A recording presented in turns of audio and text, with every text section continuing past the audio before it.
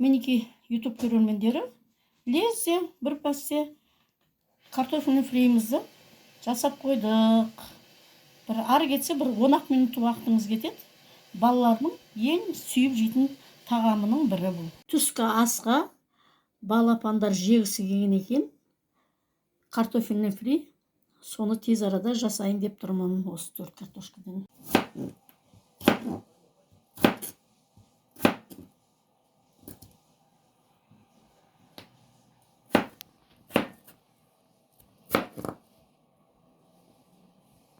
Мінеки картофеліміздің бәрін турап алдық.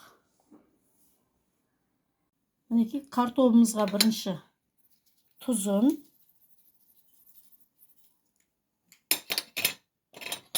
сосын паприка,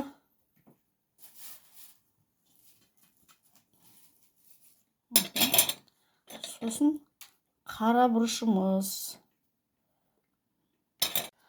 Енді мына бәрін араластырып, осының бойына сіңсін деп, сол бір 10 минутқа қойып қоямыз.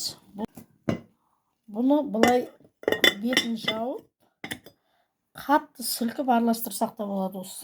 Маринадталып дайын болды. Енді пісіреміз. Мінеки осылай пісіріп жатырмыз. Керемет мінеки. Oldu, alamız.